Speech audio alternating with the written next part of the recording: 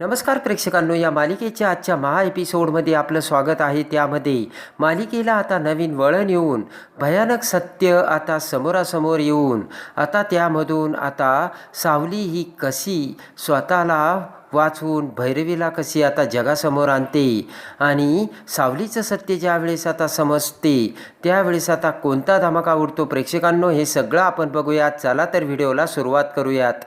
त्यामध्ये आता भैरवीने तिलोत्तमा, चंद्रकांत, जगन्नाथ, सारंग सगळ्यांच्या समोर सावलीचं सत्य आता बाहेर काढलेलं असतं. भैरवी म्हणते की आजपर्यंत या जगन्नाथ आणि सारंगनी सावलीच्या आयुष्यामध्ये संतती विरह आहे हे लपून ठेवलं होतं. आता ते ऐकताच तिलोत्तमाला मोठा धक्का बसलेला असतो. तारा म्हणते की मॉम, तुम्ही ना हिच्यावरती काय विश्वास ठेवता? अहो, तुम्हाला ब्लॅकमेल करण्यासाठी ही नाटक करते. भैरवी म्हणते काय तारा, मी नाटक करते असं मला तुला म्हणायचं आहे का? पोट करत आता भैरवी म्हणते की नाटक मी नाही तर नाटक हे दोघं करतायत. जगन्नाथ सारंगकडे बघत आता भैरवी म्हणते की सांगा कोण नाटक करतं? मी नाटक करतंय की तुम्ही नाटक करता? भैरवी म्हणते की तुम्ही मोठ्या दिमागात माझं सत्य जगासमोर मांडलं होतं ना, आता तुमचं सुद्धा सत्य बाहेर येऊ द्या. आणि आता सावलीला मोठा धक्का बसलेला असतो. सावली सारंगला म्हणते की अहो, हे सगळं खोटं आहे, यामधलं काहीच खरं नाही आहे ना. सारंगला सुद्धा आता काहीच बोलता येत नसतं. आणि त्यानंतर आता हात धरून आता भैरवी सावलीला म्हणते की बोल ना.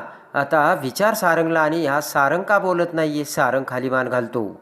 आता सावलीचा हात धरून भैरवी तिला जगन्नाथ समोर आणते आणि म्हणते की विचार विचार आता तुझ्या बापाला सुद्धा. सावली आता जगन्नाथला विचारते हे खरं आहे का? तर आता जगन्नाथला सुद्धा जगन्नाथकडे काही उत्तरच नसतं आणि जगन्नाथही मान खाली घालतो. आणि त्यानंतर सावली जगन्नाथचा हात तिच्या डोक्यावर ठेवत म्हणते की जगन्नाथजी, तुम्ही मला मुलगी मानता ना, मग सांगा हे सगळं खोटं आहे का? आता जगन्नाथ म्हणतो की सावली, मला तुला अंधारात ठेवायचं नव्हतं, पण तुला सांगायची माझी हिंमतच झाली नाही. आता ते ऐकून सावलीला धक्काच बसतो. जगन्नाथ सावलीची माफी मागत म्हणतो की सावली, मला माफ कर. ज्यावेळेस तुला या घरात अधिकार मिळाला होता ना, त्यावेळेस मला माझ्या विद्येचा खूप अभिमान होता. आणि ज्या वेळेस मी तुझी जन्मपत्रिका कुंडलीमध्ये बघितली त्यावेळेस आता मला हे सत्य समजलं, असे आता जगन्नाथ सावलीला सांगतो. आणि डोळ्यात पाणी आणत आता जगन्नाथ सावलीला म्हणतो की सावली, अगं मी तुला कुठल्या तोंडाने सांगणार होतो की तुझ्या आयुष्यामध्ये संतती विरह योग आहे म्हणून. आणि जगन्नाथच्या डोळ्यात खडकन पाणी येतं आणि धक्का बसून सावली पळतच तिच्या बेडरूममध्ये वर निघून जाते. तर आता सारंगला काळजी वाटते. तेव्हा जगन्नाथ म्हणतो की जाऊ दे, ती तिच्या देवाकडे गेली असेल. आणि ज्या वेळेस व्यक्तीला कोणी नसतं त्यावेळेस तिचा देवच तिच्या पाठीमागे उभा राहतो. आणि लगेच आता सारंग म्हणतो नाही नाही जगन्नाथजी, मला तिची काळजी वाटते, मला जाऊ दे. आणि सावली पाठोपाठ सारंगही बेडरूममध्ये जातो. आता इकडे सावली ही विठोबासमोर येते आणि डोळ्यात अश्रूंच्या धारा वाहत आता सावली, माझ्याच आयुष्यामध्ये हे का सगळं, याचा आता जाब विठुरायाला विचारते. आणि त्याच वेळेस आता सावली रडत असताना सारंग तिथे येतो. तर आता सावली सारंगच्या खांद्यावर डोके ठेवून रडू लागते. इकडे आता जगन्नाथ भैरवीला म्हणतो की भैरवी, आज तू जे काही केलंय ना, तर तुला देवसुद्धा माफ करणार नाही. जगन्नाथ म्हणतो की सावलीला हे सगळं सांगण्याचा तुला काहीच अधिकार नव्हता भैरवी. भैरवी म्हणते जगन्नाथ, अरे कुठल्या अधिकाराच्या गोष्टी करतोयस रे तू? आणि मोठ्याने ओरडत जगन्नाथ म्हणतो की भैरवी, सावलीला सांगणारी तू कोण लागून गेलीस? तर आता भैरवी म्हणते की मला प्रश्न विचारणारा तू कोण लागून गेलास? भैरवी म्हणते की मी सुद्धा माझी जेव्हा योग्य वेळ आली असती तेव्हाच माझं सत्य सांगितलं असतं ना. सत्य बाहेर काढण्यासाठी तू का मग असे प्रयत्न केले? आणि ताराचा आवाज हा ताराचा नसून तो सावलीचा आवाज आहे हे सत्य सांगायला जगाला ओरडू ओरडू तुम्ही सांगितलं ना, तुम्हाला तेव्हा कोणी अधिकार दिला होता, असे आता भैरवी बोलते. आणि जगन्नाथ म्हणतो की सत्यासाठी ते बाहेर येणं गरजेचं होतं. भैरवी म्हणते कोणत्या सत्यासाठी? मग हे सुद्धा सत्यासाठी बाहेर येणं गरजेचंच होतं. कुठल्या सत्याच्या गोष्टी करतात जगन्नाथजी, असे आता भैरवी बोलते.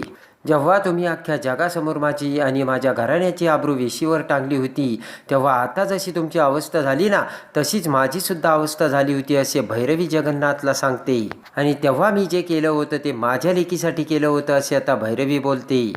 आता तेवढ्यात राजकुमार म्हणतो की म्हणजे हे सगळं भैरवीजी तुम्ही बदला घेण्यासाठी सत्य समोर सांगितलं तर? लगेच आता भैरवी म्हणते की बदला? कुठला बदला? भैरवी म्हणते की उलट मी हे सांगून सावलीवरती उपकार केले, कळतंय का तुम्हाला? उलट जर भैरवी म्हणते की सारंगने हे सत्य सावलीला एकांतात एका खोलीमध्ये सांगितलं असतं आणि तर बिचारी ती मुलगी आतल्या आत कुडून मेली असती असे आता भैरवी बोलते. भैरवी म्हणते की तुम्हाला कळतंय का, त्या सावलीच्या भीतीचा पडदा आज मी फाडून टाकलाय, तिची भीती मी नष्ट केली, तुम्हाला काही कळतंय का? जगन्नाथ म्हणतो की ज्या अशा सत्याचा उपयोग तरी काय, ज्या सत्याने तिचं सर्वस्व जळून खाक होईल. आता ते ऐकताच आता भैरवी म्हणते, जगन्नाथजी तुमच्यात आणि माझ्यात हाच फरक आहे.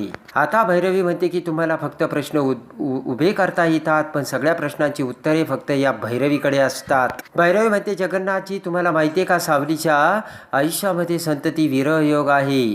तुमच्याकडे पण याचा उपाय नाहीये, तो उपाय मी शोधून काढलाय. तर आता जगन्नाथ म्हणतो की उपाय आणि भैरवीजी तुम्ही काय बोलताय राव? जगन्नाथ म्हणतो की हा फक्त नियतीचा खेळ आहे. कुठलीही शक्ती, कुठलाही दान धर्म यावरती तोडगा म्हणून उपाय नाहीये भैरवी, असे आता जगन्नाथ सांगतो. भैरवी म्हणते की ब्रह्मांडाचं तील सगळं ज्योतिषाचं ज्ञान काय फक्त तुम्हालाच आहे का?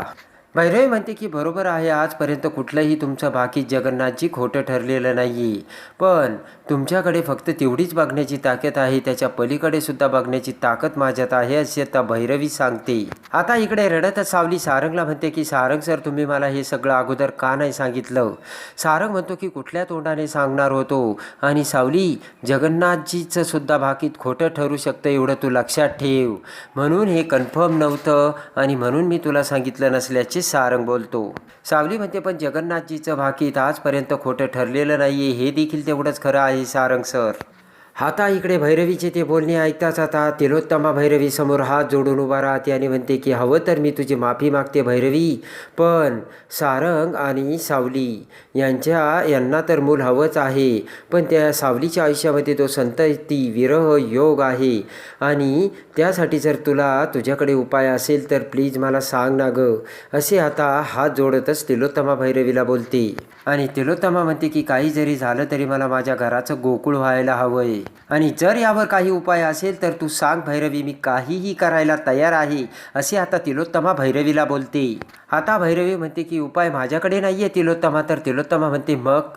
तर आता भैरवी म्हणते की उपाय यांच्याकडे आहे की जे आजच्या ज्योतिषशास्त्रात महान ज्योतिष आहे, आणि जगन्नाथजीपेक्षा ते महान आहे, श्रेष्ठ आहे, आणि ज्या ज्योतिषाच्या हातामध्ये ग्रह कुंडली सगळं काही फिरवण्याची ताकद आहे, असे ते आहेत.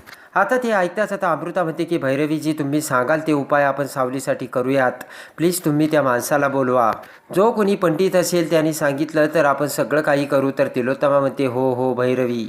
आता तिलोत्तमासुद्धा तयार होते. तर भैरवी म्हणते ठीक आहे, आता तुमच्या घराण्यासाठी मी एवढे उपकार करायला तयार आहेत, तर त्याचे पांग फेडण्यासाठी तुम्हीसुद्धा माझ्यासाठी काहीतरी करू शकाल ना? आता चंद्रकांतराव म्हणतात की भैरवीजी उपकाराची भाषा करू नका, तुमच्या मनात जे काही असेल ते सांगा. तर आता भैरवी म्हणते की फार मोठी आशा नाही आहे माझ्याकडे, माझी फक्त एक अट आहे. आता अमृता म्हणते की भैरवीजी तुमच्या सगळ्या अटी आम्हाला मान्य आहेत, तुम्ही फक्त बोला. तर तिलोत्तमा म्हणते की हो भैरवी, तू फक्त सांग. आता भैरवी म्हणते की ठीक आहे, मग मी या घरात इथेच राहणार, माझ्या तारासोबत राहणार, आणि या घरातून मी दुसरी कुठेही जाणार नाही, आणि तेही या घरात मी फक्त सन्मानाने राहणार, असे आता भैरवी बोलते. आणि ते ऐकताच आता रागाने तारा भैरवीकडे बघत वर निघून जाते. आणि आता ताराला राग येऊन तारा आता तिची कपड्याची बॅग भरू लागते आणि घर सोडून जाणार असे बोलताच पाठीमागून सोहम पळत येतो आणि म्हणतो की तारा तुझ्याशिवाय मी नाही राहू शकत. तर आता तारा म्हणते बघितलं ना घरात काय चालू आहे, काय गोंधळ चालू आहे, आणि मॉमचा ड्रामा आणि नाटक बघितलं ना तू सोहम, आणि फक्त एका सावलीच्या त्या संतती विरहयोगासाठी मॉम या घरात कायमची राहणार आहे. आणि तिलोत्तमा मॉमने सुद्धा लगेच अट मान्य कशी केली? आता तारा म्हणते की या बाईला मी अजिबात सहन करू शकत नाही, मी चालले. आणि तेवढ्यात आता तिलोत्तमा तिथे येते. ते सगळं बघून तारा जाण्याची तयारी करत असल्याचे बघून आता तिलोत्तमा ताराला समजावते आणि म्हणते की तारा हे बघ, आपण ना एकत्र कुटुंब पद्धतीमध्ये राहतो, आणि त्यासाठी तू माझं ऐकायलाच हवं. आता तिलोत्तमा म्हणते की इथं प्रश्न आहे फक्त सारंग आणि सावलीचा. पत्रिकेमध्ये जो दोष आहे त्यासाठी आपल्याला उपाय करायचा आहे. तारा म्हणते की याचा अर्थ या घरात माझ्या शब्दाला काहीच मान नाही, आणि त्या बाईला तर मी अजिबात सहनच करू शकत नाही. त्यामुळे मी हे घर सोडून चालल्याची तारा तिलोत्तमाला सांगते. आणि तारा तिची कपड्याची बॅग घेऊन जाऊ लागताच पुन्हा ताराचा हात धरून तिलोत्तमा सनकन ताराच्या कानाखाली मारते आणि म्हणते की एक गोष्ट लक्षात ठेव, तुला हे घर सोडून जायचं ना, पण एक गोष्ट तू नीट लक्षात ठेव तारा, पुन्हा तुला माझ्या घराचा उंबरठा अजिबात ओलांडता येणार नाही. आणि ते ऐकताच तिलोत्तमा तिथून निघून जाते तर ताराला धक्का बसतो. आता तिलोत्तमा सारंगकडे येऊन सारंगला समजावते. सारंग म्हणतो या अंधश्रद्धेवर माझा विश्वास नाही. तिलोत्तमा म्हणते प्रश्न अंधश्रद्धेचा नाही तर आशेचा आहे, आणि एका ज्योतिषाकडे हा उपाय असेल तर करायला काय हरकत आहे. आणि आता सारंग म्हणतो की हे बघ आई, फक्त सावलीला त्रास झाला नाही पाहिजे. तिलोत्तमा म्हणते की मग त्यासाठी काहीच उपाय नाही करायचा का. आता तिलोत्तमा म्हणते की मुळात त्या पोरीसोबत तुझं लग्न झालं सारंग, ती या घरातसुद्धा आली, मला हे अजिबात पटलं नव्हतं, तरीसुद्धा मी पटवून घेतलंच ना शेवटी. आता तिलोत्तमा म्हणते की कारण मला माझ्या या घराण्याला वंशज हवा आहे, वंशाचा दिवा आहे, आणि त्यासाठी मी वाटेल ते प्रयत्न करील. आणि तिलोत्तमा म्हणते की बाकी कुणीच माझ्या शब्दाच्या पुढे बोलायचं नाही. तुम्हाला जर पटत नसेल तर मला त्याची फिकीर नसल्याची तिलोत्तमा बोलते, पण मी हा उपाय करणारच असे तिलोत्तमा सारंगला बोलते.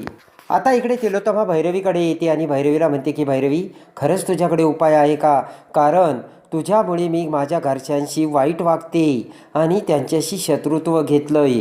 ताराच्यासुद्धा मी कानाखाली मारली आणि तिला सांगितलं की जर माझ्या घराचा उंबरठा ओलांडला तर तुला पुन्हा माझ्या घरात येता येणार नाही. तर भैरवी सांग तुझ्याकडे उपाय आहे का. तर आता भैरवी म्हणते की माझ्याकडे उपाय काय कमरेला खोचलेला आहे का.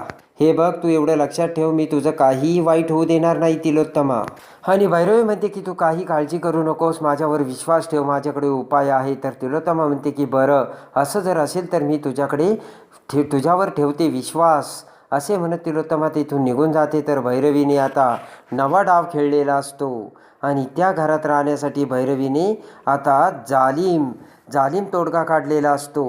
आता इकडे भैरवीने नवीन डाव खेळता क्षणी भैरवी, सावली, सारंग, तिलोत्तमा सगळ्यांना बोलावते आणि म्हणते की हे सगळं करण्यासाठी आपल्याला एक घरामध्ये पूर्ण पूजा ठेवायची आणि पूर्ण घर शुद्ध करायचं, सगळ्या घरात गंगाजल वाहायचं आणि सगळे काही तिथी करायचे. तर सारंग म्हणतो की म्हणजे घर पवित्र करायचं, शुद्ध करायचं, म्हणजे अगोदर काय घर अशुद्ध होतं का. सारंग म्हणतो हे असले उपाय करून आपल्याला काय साध्य करायचं. तर चंद्रकांतराव आणि तिलोत्तमा सारंगला समजावतात आणि आता सारंग तयार होतो. सारंग आणि सावली दोघेही गणपती बाप्पासमोर हात जोडून आता खाली बसतात.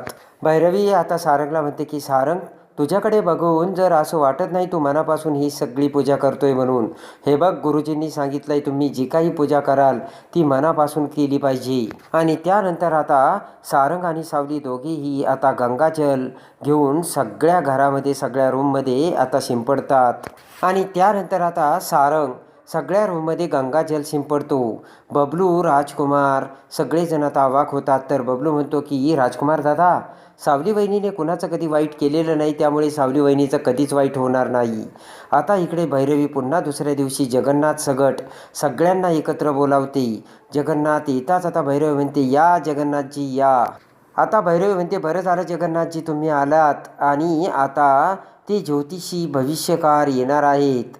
उद्या तुम्ही म्हटले असते की भैरवीने ना तोता या भविष्यकार आणलाय आणि त्यांनी काहीही सांगितलं, म्हणून मी तुम्हाला बोलावलंय, कारण आता ते येणारच आहेत आणि ते जर आले तर तुमची आणि त्यांची प्रत्यक्ष भेट तर होईल असे भैरवी बोलते. आणि भैरवी म्हणते ते येतच असतील तर लगेच हरिओम कल्याणम असे म्हणत आता तो ज्योतिषी आता महान मेंदळ्यांच्या घरी येतो. आणि लगेच आता तो ज्योतिषी येताच त्याला बघता क्षणी पळतच भैरवी ज्योतिषीच्या पाया पडते आणि म्हणते की या या. आणि आता जगन्नाथ त्या ज्योतिषाला बघताच आता जगन्नाथ सुद्धा अवाक होतो, कारण तो ज्योतिषी दुसरा तिसरा कोणी नसून काशीचा महान जगविख्यात ज्योतिषी गुरुवर्य ते महाराज असतात. आणि जगन्नाथ म्हणतो की एवढ्या महान व्यक्तीचे, ज्योतिषांचे पाय या घराला लागले, खरंच या घराचे खरंच पांग फिटले आणि एक घर सगळं पवित्र झालं. आणि जगन्नाथ त्या ज्योतिषाला आता हात जोडतो. आता तो ज्योतिषी म्हणतो की हे बघा, मला ना तुम्ही दोघं आहेत ना, तुमची बेडरूम तुमच्या खोलीमध्ये घेऊन चला. तेवढ्यात आता तिलोत्तमा म्हणते की सारंग जा त्यांना घेऊन. तर सारंग म्हणतो चला. आणि आता सारंग त्यांना घेऊन जाताच इकडे तिलोत्तमा तिलोत्तमा म्हणते की पण सारंगला त्या ज्योतिषाने कसं ओळखलं, तू सांगितलं का? तर भैरवी म्हणते अजिबात नाही, मी सारंगचा कोणताही फोटो अथवा काहीही त्यांना सांगितलेलं नाही आहे, ते अंतर्यामी आहे तसे आता भैरवी बोलते. आता ते ऐकता जगन्नाथ म्हणतो की अहो हे ज्योतिष आहे ना, अंतर्यामी आहेत, गोपाळ भट नाव आहेत, फक्त चेहरा बघून माणसाचं ज्योतिष सांगतात आणि आज ते त्यांचे पाय आपल्या घराला लागले तर नक्कीच काहीतरी चमत्कार होईल असे जगन्नाथ बोलतो. भैरवी म्हणते बघितलं का तिलोत्तमा, तुमच्या या घराच्या सुखाचा विचार सुद्धा मीच केला. जगन्नाथ म्हणतो भैरवी सहसा ही गोपाळ भट कुणाला भेटत नाही, तुमची आणि यांची ओळख कशी? भैरवी म्हणते बरोबर आहे जगन्नाथजी, तुम्ही बरोबर बोलताय, कारण मठाच्या बाहेर हे गुरुजी कधीच पडत नाही, पण ज्या वेळेस ताराच्या कार्यक्रमाच्या वेळेस आम्ही महाशिवरात्रीच्या वेळेस ताराच्या गाण्याचा कार्यक्रम मंदिरात ठेवला होता, त्यावेळेस आमची ओळख झाल्याची भैरवी बोलते. भैरवी म्हणते आमची एवढी चांगली ओळख असूनही भैरवीने ओळखीचा वापर स्वतःच्या फायद्यासाठी कधीच केला नाही तिलोत्तमा. आता इकडे सारंग आणि सावली त्या गोपाळ भट ज्योतिषाला बेडरूममध्ये घेऊन येतात. तो ज्योतिषी त्या बेडरूममध्ये इकडे तिकडे बघतो आणि त्याच्या कमंडलूतील उदक आता सगळ्या रूममध्ये शिंपडतो. सावली गुरुजींकडे बघत म्हणते की गुरुजी तुम्हाला काही सांगायचं आहे का? तर आता लगेच गुरुजी म्हणतात की जे बघायचं होतं ना ते बघितलंय मी, आणि चला आता असे म्हणत गुरुजी पुन्हा आता बाहेर निघून येतात. आणि त्यानंतर आता सगळेजण समोर असताना सारंग आणि सावलीला गुरुजी समोर बसवतात आणि सारंगचा हात आता बघू लागतात. सारंगचा हात बघितल्यानंतर गुरुजी आता सावलीचा हात बघतात आणि त्यानंतर दोघांचे हात बघितल्यावर आता गोपाळ भट ज्योतिषी त्यांचे पंचांगण बाहेर काढतात आणि दोघांच्याही कुंडली बघू लागतात. पुन्हा आता गुरुजी एकटक नजरेने आता दोघांकडे बघतात. तिलोत्तमा म्हणते गुरुजी यातून मार्ग निघेल ना? गुरुजी म्हणतात शास्त्रात प्रत्येक संकटावरती मार्ग आहे, मार्ग का निघणार नाही? आता चंद्रकांतराव म्हणतात गुरुजी तुमच्याकडे जो काही उपाय असेल ना तो करायला आम्ही तयार आहोत. या घराच्या भविष्यासाठी जे काही औषध असेल ते सगळं आम्ही करू असे चंद्रकांतराव बोलतात. आता गुरुजी म्हणतात या मुलीच्या पत्रिकेत संतती विरहाचा योग आहे. गुरुजी म्हणतात की फक्त या मुलीला या जन्मात मातृत्व तर मिळेल, पण ते उपभोगता येणार नाही आणि अनुभवता सुद्धा येणार नाही. ते ऐकता सगळ्यांना धक्का बसतो. झालेल्या संततीचा विरह हिच्या नशिबात नसेल असे भाकीत आता ती ज्योतिषी बोलतात. आता गुरुजी म्हणतात यावर एक उपाय म्हणजे विधी करावा लागेल. तिलोत्तमा म्हणते की तुम्ही सांगाल ते विधी आम्ही करू. आमच्या लेकराचं जर भलं होणार असेल तर आम्ही काहीही करू असे तिलोत्तमा हात जोडून त्या ज्योतिषाला बोलते. गुरुजी म्हणतात विधी मी सांगेल, पण तो पूर्ण विश्वासाने आणि निष्ठेने तुम्हाला करावा लागेल. आता तिलोत्तमा तयार होते, पण फक्त नावाला होकार असेल तर फेळ मिळणार नाही बरं का असे गुरुजी बोलतात. तिलोत्तमा म्हणते की तुम्ही सांगा, आता आम्ही तयारीला लागू. आणि लगेच आता गुरुजी म्हणतात की त्यासाठी पुन्हा विवाह करावा लागेल. तिलोत्तमा म्हणते की म्हणजे पुन्हा सावली आणि सारंगचं लग्न लावून द्यायचं का? तर गुरुजी म्हणतात नाही. आणि गुरुजी म्हणतात दोघांचं नाही, फक्त सारंगचं दुसरं लग्न लावून द्यावं लागेल. ते ऐकताच आता तिलोत्तमा, चंद्रकांतराव, सारंग, सावली चौघांनाही धक्का बसतो. आणि आता सगळ्यांना धक्का बसलेला असतो आणि ज्योतिषाने सारंगचं दुसरं लग्न लावण्याचं आता ज्योतिषाने सांगितलेलं असतं. म्हणजे तो आता ज्योतिषी हा सुद्धा भैरवीच्या इशाऱ्यावरती नाचत असतो आणि तो दुसरा तिसरा कोणी नसून भैरवीचा तोता या ज्योतिषी असल्याचे आता सिद्ध झालेलं असतं. तर आता त्या ज्योतिषाचा ढोंगीपणा कसा समोर आणणार सावली आणि सारंग, यासाठी काय करणार हे बघण्यासाठी आणि या मालिकेच्या डेली अपडेटसाठी आपल्या चॅनलला लाईक करा, सबस्क्राईब करा.